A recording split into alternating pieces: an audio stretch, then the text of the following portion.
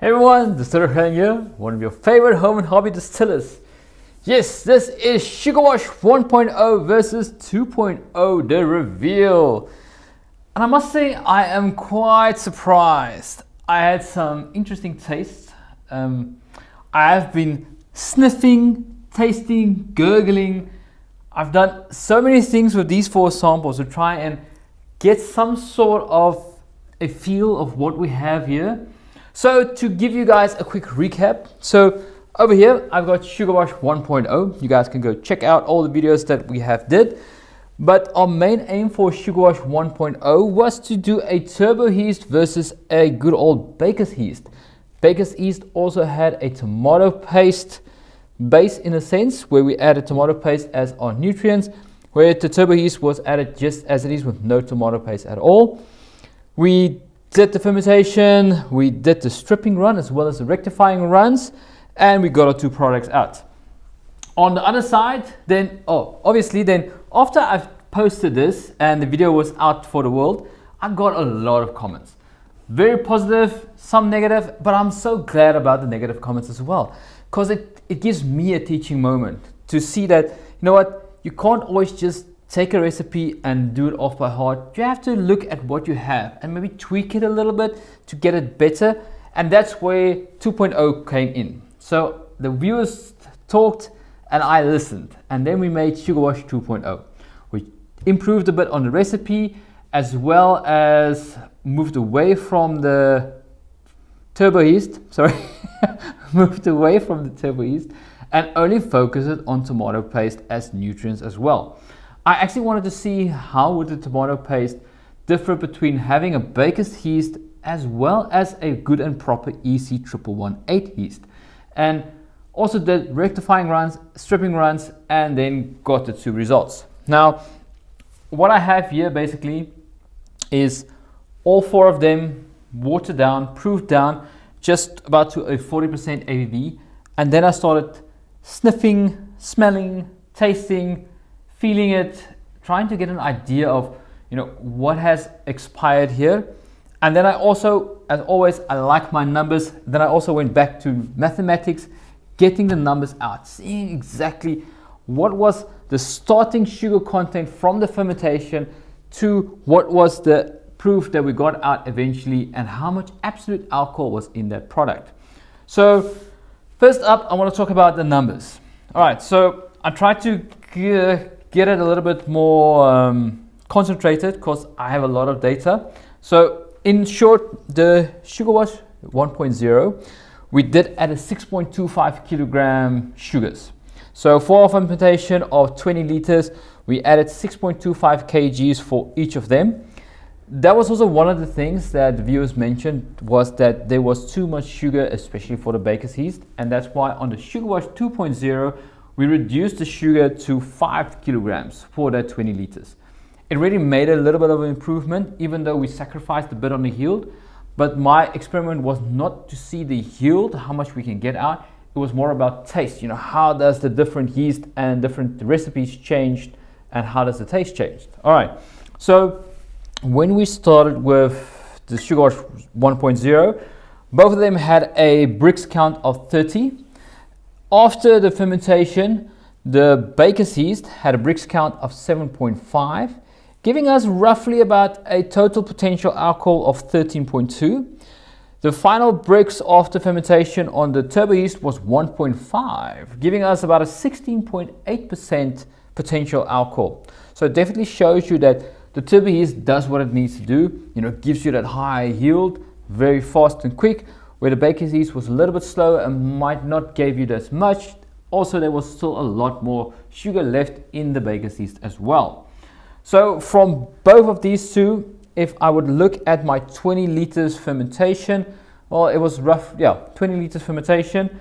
You had a potential liters of having 2.64 liters of absolute alcohol, and this guy at 3.36 liters of absolute alcohol.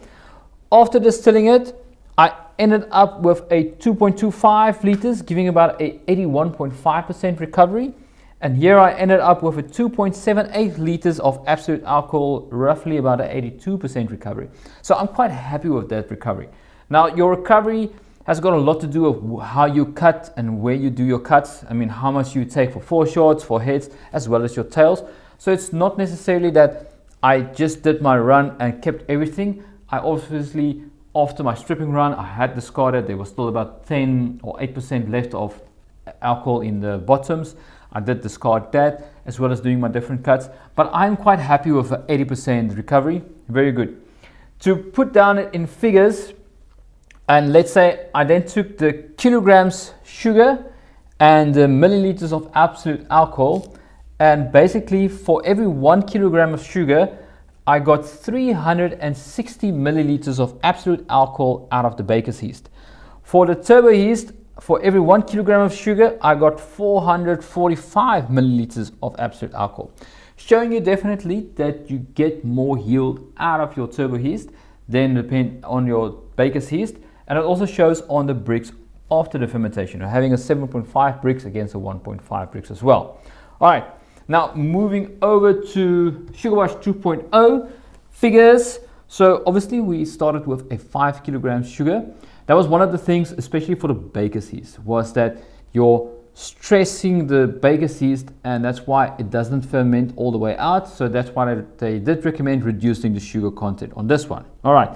I've never done a EC-1118, so I also decided, let's keep it constant, have 5 kilograms on both of them. All right, so starting bricks was 24.5, and after fermenting, baker's yeast ended up with a 1.5 bricks, giving me a potential alcohol of 12.5% for the 20 liters.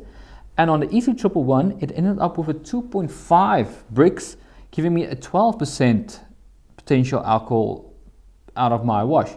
Now, the EC-1118, and I did get comments afterwards, and I definitely will remember it, and I do agree with the comments as well, that it's a slow starter. Your EC-1118 is not kicking off right off the bat. It's a slow starter, and it tends to, stagger and go up, and then it will ferment a little bit longer and then slowly go down. So it's a longer fermenter than typically against your turbo yeast that's designed to do a quick and dirty one, as well as a 2 baker's yeast. So I could have left this one a little bit longer, and it might have distilled or fermented out a bit more.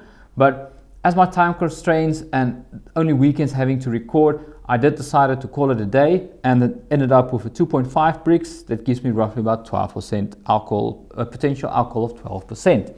Now, to give it the figures, out of my fermentation, the baker's yeast would have given me a 2.5 liters of absolute alcohol against a 2.4 liters of alcohol. And after distillation, I got a 1.96 liters of absolute alcohol at an 87% recovery.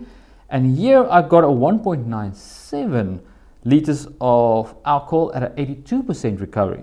So it meaning for every 1 kilogram of sugar, I got 392 milliliters of absolute alcohol, and for every 1 kilogram of sugar, I got 394 milliliters of absolute alcohol. So it means in comparing all four together, your turbo was the best at a 445 milliliters. Then you got to 394, 392, and then a 360 milliliters. So definitely from the figures on itself, I could see that stressing your baker's yeast with a lot of sugar is not very good. You get better yield when you actually lower the sugar. So that was first up very interesting for me to see. Seeing that my EC-1118 actually did better than my baker's yeast with the same amount of kilograms. Knowing that I can even let it ferment out longer, and then I might even have a higher potential here as well, really keeps me very optimistic about the EC-1118, and really curious about what else we can do with this EC-1118 yeast as well. Turbo yeast, as I said, gave the highest yield content. If you're aiming for that, that is brilliant. Then use your turbo yeast to get the high yield. But at the end of the day, for me, it comes down to what we have here, the tastings. And this is where stuff started getting more interesting and made a bit more sense for me. So to go from Sugar Wash 1 to Sugar Wash 2, on the Sugar Wash 1, definitely the baker's yeast had a much more smoother taste than the turbo yeast. The turbo yeast really had a sharp taste, and that's another thing about the turbo yeast. Because it's so fast, it's designed to ferment quick. It does have potential to give you a much sharper taste when it comes out. Even though your yield is high, you still got a little bit of a sharper taste coming out. Now, you can do still a lot of things with it. It's not that this is bad alcohol and you can't use it. You can still use it for a lot of things. You know, a lot of people drink it as is, use it to make a gin, use it to make a mix or something else. So it's not that it's bad and you cannot use it. It's just that it's your preference. My preference is a bit too sharp for me, and I don't tend to like it as much. So for Sugar Wash 1.0, I would definitely go for the baker's yeast. That is my winner there. So putting that a little bit back. On the Sugar Wash 2.0, I had a sniff and taste and feel for both of them. And I must say, from the beginning, I could definitely taste the two baker's yeast against one another. Because now you're sitting with a 6.25 kgs of sugar against a 5 kgs of sugar. And also I had 10 grams, 100 grams of baker's yeast here and only 50 grams of baker's yeast here. So even with lesser yeast pitching in the beginning, I got a better result out. And even taste wise, the 2.0 baker's yeast was much better than the 1.0. So I would definitely, if I ever do a baker's yeast again, I would keep the sugar on the lower amount and don't push the sugar up too much. And also, you know, 50 grams is fine. You don't need to overcompensate with your baker's yeast. That 50 grams was 100% fine. Now coming to the EC-1118. Now I must say, overall, this is my winner. It really tasted good. It had a much smoother taste. It's, even if I compare the turbo yeast against the EC-1118, it's like really having one of my first distillations to a more 2-3 years in distillation. It really gives me a different taste. And I must say, I'm very happy and satisfied with the EC-1118. And I think we are going to do a lot more experiments with this guy here. The experiments I'm thinking about is pushing yield to see how much we can get out of it. It's said on paper and at the back of the package that it can actually go up to 18% potential ABV. So we are definitely going to push that. We're going to see how we can achieve that. You know, are we going to pitch all the sugar at once and add the yeast and then see how it ferments out, or do it in stages? I've read it that you would start with a normal amount of sugar, and then if the days progresses, you actually add more sugar until you reach your desired ABV as well. So I think that's also a good experiment to see how those two would add up. And then of course, having a lot of comments and having a lot of emails about not using the tomato paste. I definitely want to do a sugar wash without tomato paste. And then I also had emails of some very interesting recipes that I definitely want to try out. There's one especially from a viewer up in the UK that I definitely want to try out. And I will first ask permission, may I use their name as well as their recipe, but I definitely want to try that as well. It's something completely different that I never thought about, and it's still a sugar wash, but it's got a little bit of tweaks in as well. So I'm very excited for that one as well. So in short, guys, it was really a good experiment. I really enjoyed it. It took a bit longer than I thought. I had a little bit of time constraints, and I will probably post a video up a bit later of what's my time constraints at this moment. But I'm still pushing as much as I can to try and get the videos out every second Friday and trying to keep the topics more alive. I had a little bit of a dip with some of the topics, but I'm trying to bump it up again and get good topics out for you guys. If you guys have any ideas or things that you would like to see, pop it in the comments for me, please. I love hearing from you guys, and I get that inspiration of trying to feel what you guys want and how I can interpret it and how I can make experiments with it. So that's it. Please go check out my Patreon page. Still posting up some tips on there and my early access videos as well. And my distilling guides are on Gumroad. I only got 10 at this moment, but if you guys like the distilling guides, let me know and I can definitely make more. And if you guys want, I can bring down the price as well. I'm just doing all of this to try and keep the still alive, keep the still hot, as this is my hobby, this is my passion, I really love it.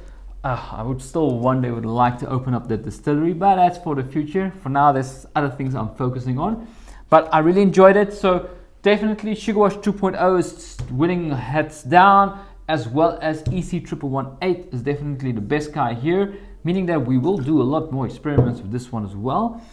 All this product that I've made, I've obviously poured out these 4 bottles so that I can keep it as a control, but all my spirits I did throw into this one, and I'm using it as I'm doing a lot of different experiments as well. It's all about, for me, it's space. I don't have a lot of containers that I can keep product, as well as space where I can keep it.